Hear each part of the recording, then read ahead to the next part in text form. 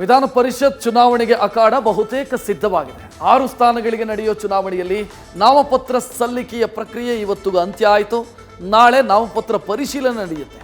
ಈಗಾಗಲೇ 50ಕ್ಕೂ ಹೆಚ್ಚು ಅಭ್ಯರ್ಥಿಗಳು ಉಮೇದುವಾರಿಕೆ ಸಲ್ಲಿಸಿದ್ದಾರೆ. ಈ ಮಧ್ಯೆ ಕಾಂಗ್ರೆಸ್, ಬಿಜೆಪಿ ಹಾಗೂ ಜೆಡಿಎಸ್ ಈ 3 ಪಕ್ಷಗಳಿಗೂ ಕೂಡ ಬಂಡಾಯದ ಬಿಸಿ ತಟ್ತಾ ಇದೆ.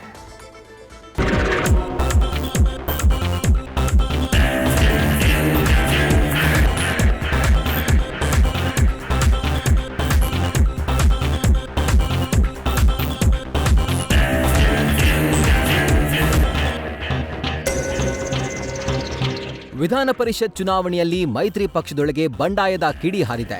ಅದು ಎಷ್ಟರ ಮಟ್ಟಿಗೆ ಅಂದ್ರೆ ಇಡೀ ಮೈತ್ರಿಯನ್ನೇ ಆತಂಕದ ಸೆರಗಿನಲ್ಲಿ ಬೆಂಕಿ ಬಿದ್ದಂತಾಗಿದೆ. ಇದರಲ್ಲಿ ಬಂಡಾಯದ ಜೊತೆ ಬಿಜೆಪಿ ಹೈಕಮಾಂಡ್ ಎಡವಟ್ಟು ಸಹ ಅಷ್ಟೇ ಪಾಲುದಾರ.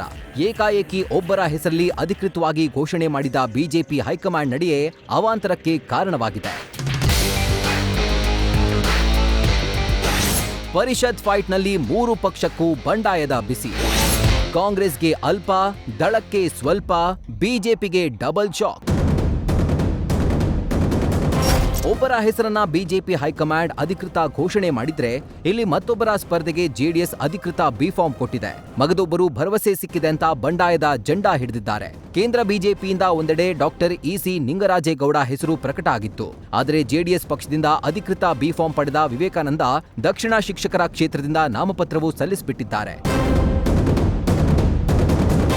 ಇನ್ನು ಮೈಸೂರಿನಲ್ಲಿ ಜೆಡಿಎಸ್ ಬಿಜೆಪಿ ಮೈತ್ರಿ ಸಭೆ ನಡೆಯಿತು. ಚುನಾವಣಾ ರಣತಂತ್ರಗಳ ಬಗ್ಗೆ ಚರ್ಚೆ ಆಗಿದೆ.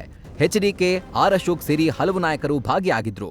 ದಕ್ಷಿಣ ಶಿಕ್ಷಕರ ಕ್ಷೇತ್ರದ ಬಿಜೆಪಿ ಟಿಕೆಟ್ ಕೊನೆ ಕ್ಷಣದಲ್ಲಿ ಕ್ಷೇತ್ರವನ್ನ ಜೆಡಿಎಸ್ಗೆ ಬಿಟ್ಟುಕೊಟ್ಟಿದೆ.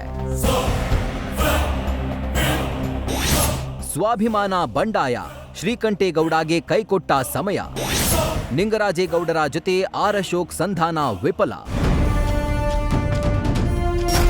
ಜೆಡಿಎಸ್ನ ಅಧಿಕೃತ ಅಭ್ಯರ್ಥಿ ವಿರುದ್ಧ ಸ್ಪರ್ಧೆಗೆ ಮುಂದಾಗಿದ್ದ ಶ್ರೀಕಂಠೇಗೌಡ ಮೈಸೂರಿನ ಆಲಮ್ಮನ ಛತ್ರದಲ್ಲಿ ಸಭೆ ಕರೆದಿದ್ರು. ಆದರೆ ಸಭೆಗೆ ಎಂಟ್ರಿ ಕೊಟ್ಟ ದಳ ನಾಯಕರು ಹೈಡ್ರಾಮವನ್ನೇ ಸೃಷ್ಟಿಸಿದ್ರು. ಸಭೆ ನಡೀತಾ ಇದ್ದ ಸ್ಥಳಕ್ಕೆ ನುಗ್ಗಿದ ಮಾಜಿ ಸಚಿವರಾದ ಜಿಟಿ ದೇವೇಗೌಡ, ಸಾರಾ ಮಹೇಶ್, ಸಿಎಸ್ ಪುಟ್ಟರಾಜು ಸೇರಿ ಹಲವರು ವಿವೇಕಾನಂದರ ಜೊತೆ ನಿಲ್ಲಿ ಅಂತ ಶ್ರೀಕಂಠೇಗೌಡರನ್ನ ಎಳೆದಾಡಿದ್ರು. ಈ ವೇಳೆ ಶ್ರೀಕಂಠೇಗೌಡ ಬೆಂಬಲಿಗರಿಂದ ತಳ್ಳಾಟ, ನೂಕಾಟ ನಡೆಯಿತು. ನಾನ್ ಬರಲ್ಲ ಅಂತ ಶ್ರೀಕಂಠೇಗೌಡ ಪಟ್ಟು ಹಿಡಿದು ಸ್ಪರ್ಧೆ ಮಾಡ್ತೀನಿ ಅಂತ ಘೋಷಿಸಿದ್ರು.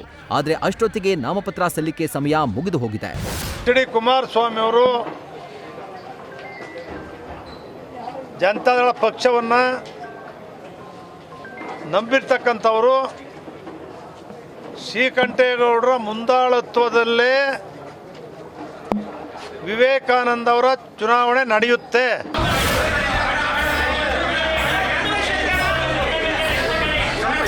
ಬಂಡಾಯವಾಗಿ ಸ್ಪರ್ಧಿಸಲು ಮುಂದಾದ ನಿಂಗರಾಜೇಗೌಡ ಜೊತೆ ಸಂಧಾನ ವಿಫಲವಾಗಿದೆ. ವಿಪಕ್ಷ ನಾಯಕ ಆರ್ ಅಶೋಕ್ ಮಾತುಕತೆ ನಡೆಸಿದ್ರೂ ಪ್ರಯೋಜನವಾಗಲಿಲ್ಲ. ಅಂತಿಮವಾಗಿ ನಿಂಗರಾಜೇಗೌಡ ಬಂಡಾಯ ಅಭ್ಯರ್ಥಿಯಾಗಿ ನಾಮಪತ್ರ ಸಲ್ಲಿಸಿದ್ರು. ಇತ್ತ ಸ್ವಾಭಿಮಾನದ ಕಹಳೆ ಮೊಳಗಿಸಲು ಸಜ್ಜಾಗಿದ್ದ ಗೌಡರ ನಿಷ್ಠ ಶ್ರೀಕಂಠೇಗೌಡಗೆ ಸಮಯವೇ ಕೈಕೊಟ್ಟಿದೆ. ಅಮರ್ನಾಥ್ ಪಾಟೀಲ್ಗೆ ಎದುರಾಯಿತು ಬಂಡಾಯ. ಪರಿಷತ್ ಕಾದಾಟಕ್ಕೆ ತೊಡೆ ತಟ್ಟಿದ ಸುರೇಶ್ ಸಜ್ಜನ್. ಇತ್ತ ಈಶಾನ್ಯ ಪದವೀಧರ ಕ್ಷೇತ್ರದ ಪರಿಷತ್ ಚುನಾವಣೆಯಲ್ಲೂ ಬಿಜೆಪಿಗೆ ಬಂಡಾಯದ ಬಿಸಿ ತಟ್ಟಿದೆ. ಅಮರ್ನಾಥ್ ಪಾಟೀಲ್ಗೆ ಬಿಜೆಪಿ ಟಿಕೆಟ್ ಘೋಷಣೆ ಮಾಡಿದೆ. ಆದರೆ ಪದವೀಧರ ಕ್ಷೇತ್ರದ ಬಿಜೆಪಿ ಟಿಕೆಟ್ ಆಕಾಂಕ್ಷಿಯಾಗಿದ್ದ ಮತ್ತೋರ್ವ ಆಕಾಂಕ್ಷಿ ಸುರೇಶ್ ಸಜ್ಜನ್ ಬಂಡೆದ್ದಿದ್ದಾರೆ. ಸಜ್ಜನ್ ಮನವೊಲಿಕೆಗೆ ಆಗಮಿಸಿದ್ದ ಎಂಎಲ್ಸಿ ರವಿಕುಮಾರ್ ಪ್ರಯತ್ನವೆಲ್ಲ ವಿಫಲವಾಗಿದೆ. ಅಂತಿಮವಾಗಿ ಸುರೇಶ್ ಸಜ್ಜನ್ ಸಹ ಎಲೆಕ್ಷನ್ ರಣಕಣ ಪ್ರವೇಶಿಸಿದ್ದಾರೆ.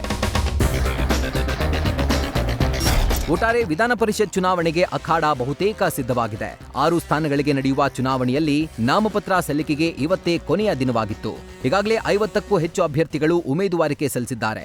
ಇಂಟ್ರೆಸ್ಟಿಂಗ್ ಅಂದ್ರೆ ಬಿಜೆಪಿ ಹಾಗೂ ಜೆಡಿಎಸ್ ಮೈತ್ರಿಕೂಟಕ್ಕಷ್ಟೇ ಅಲ್ಲ, ಕಾಂಗ್ರೆಸ್ಗೂ ಬಂಡಾಯದ ಬಿಸಿ ತಟ್ಟಿದೆ. News first bureau. News first ನಿರ್ಭೀತಿಯಿಂದ ನಿಮ್ಮ ಪರವಾಗಿ.